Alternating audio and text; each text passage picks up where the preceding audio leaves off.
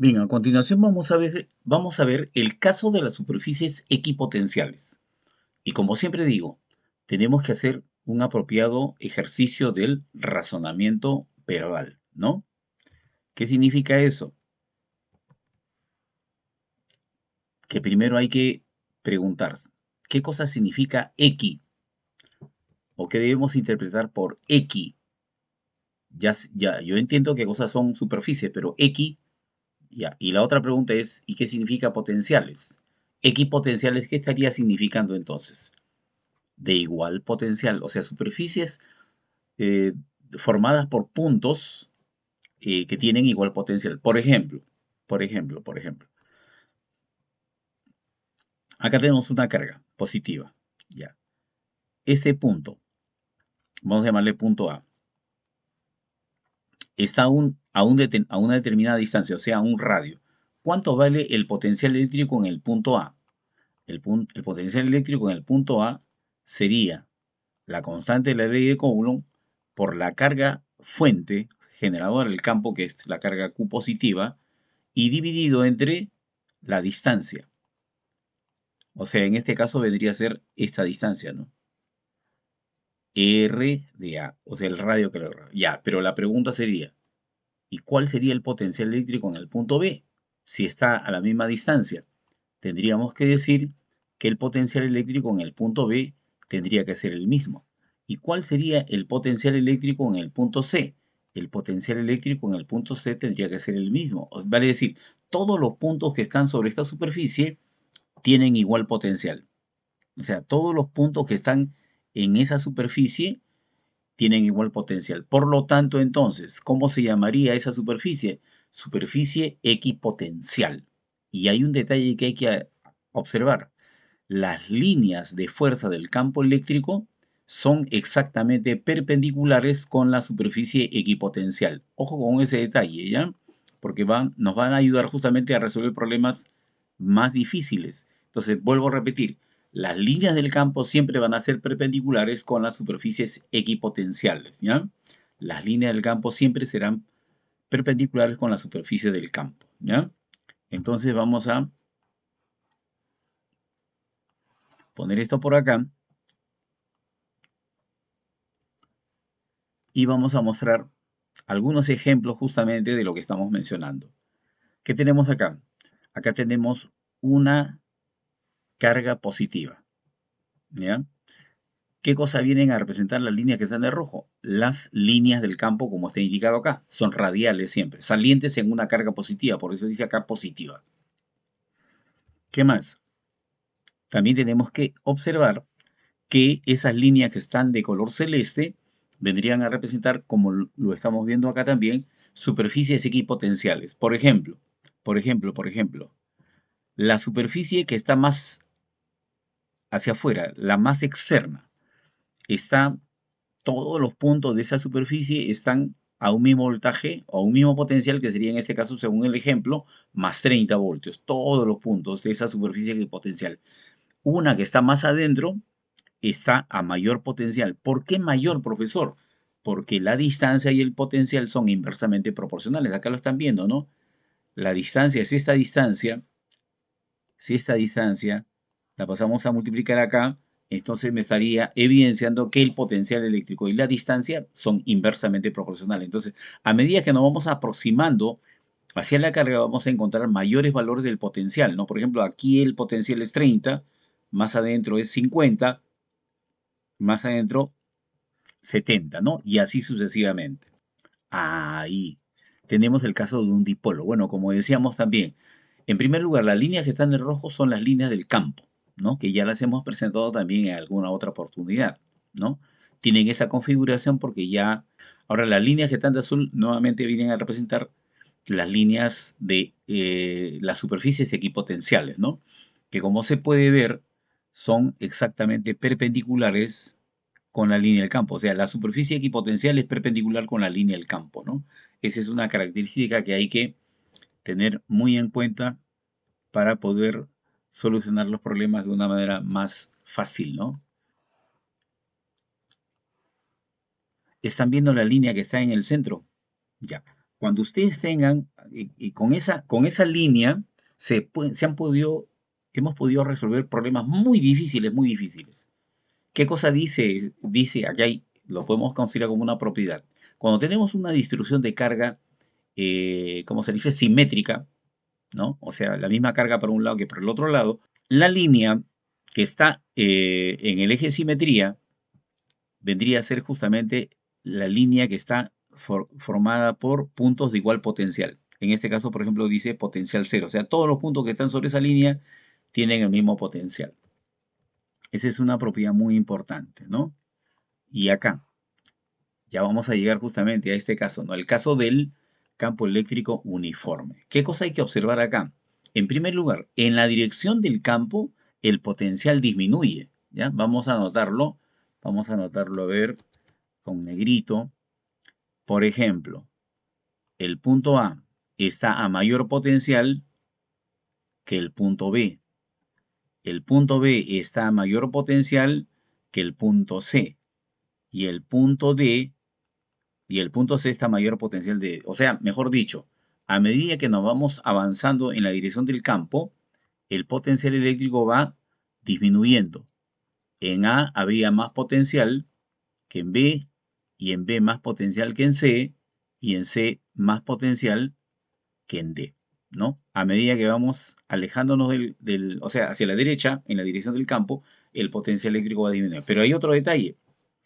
El punto A1 está al mismo potencial que el punto A2.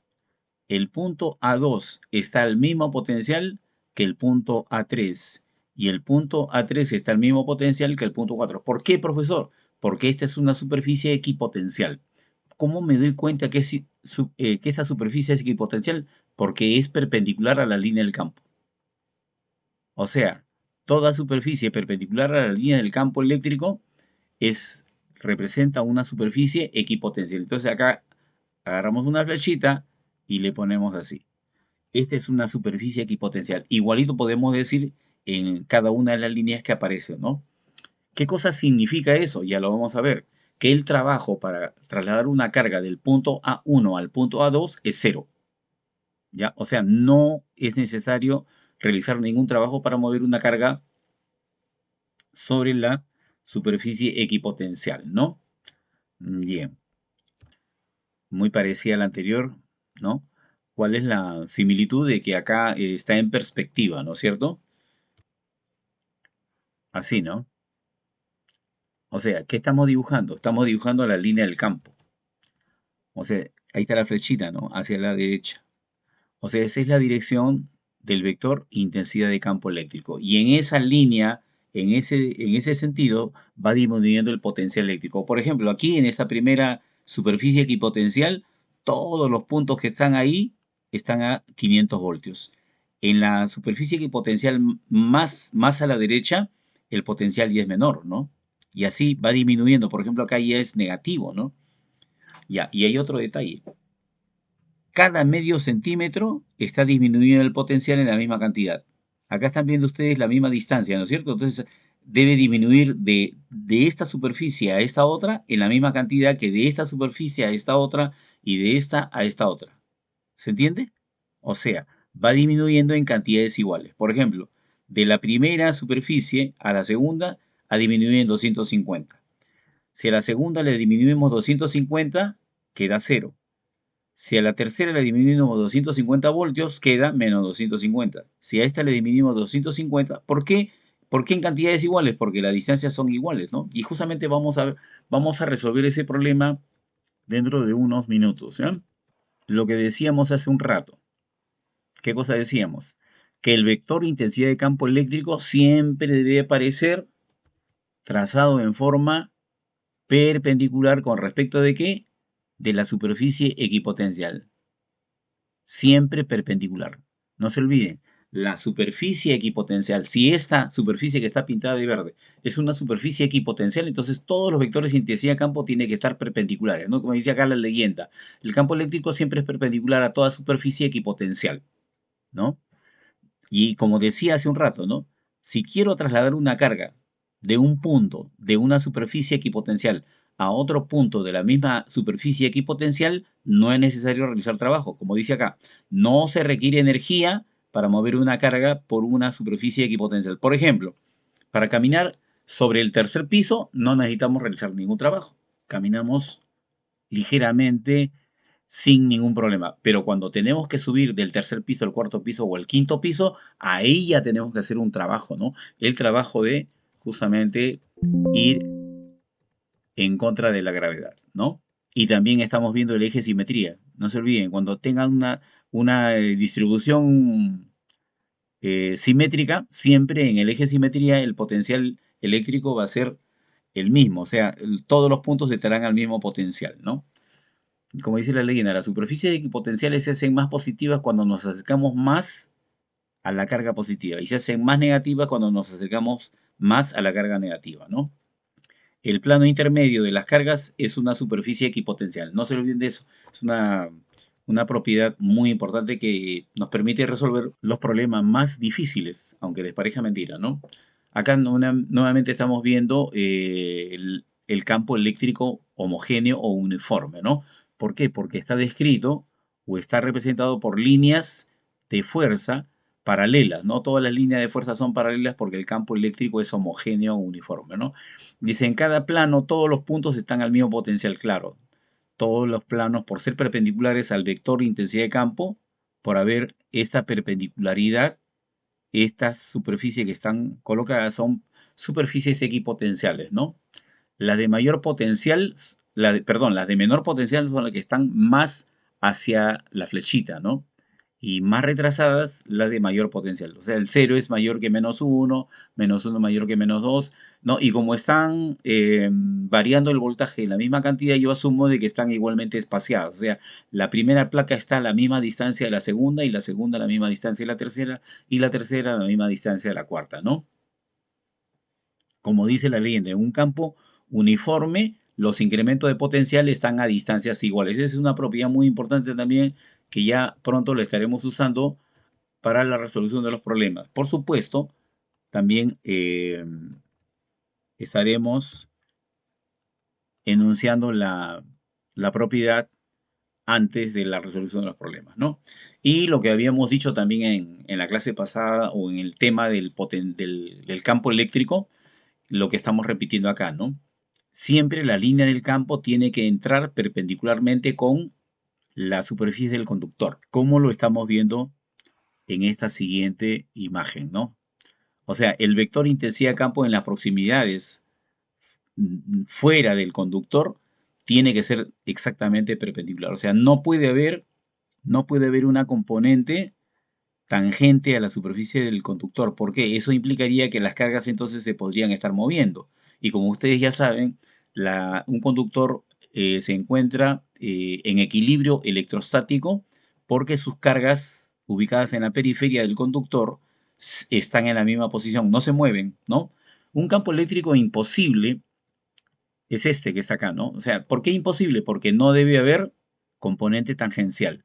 Si el campo eléctrico inmediatamente afuera de un conductor tuviera una componente tangencial, como la que vemos acá en la componente horizontal, una carga podría moverse sobre la espira, o sea, sobre esta superficie, con trabajo neto realizado, cosa que es imposible. O sea, mejor, ¿por qué? ¿Dónde está la falla? La falla está en que cuando tenemos un conductor, las cargas estacionarias, las cargas eléctricas ubicadas sobre el conductor son estacionarias, ¿vale? Es decir, están fijas, no se mueven. Y si no se mueven, entonces no puede haber una componente del campo eléctrico en la dirección tangente a la superficie, ¿no? Esa es una propiedad muy importante que vamos a estar utilizando a la hora de resolver los problemas, ¿no?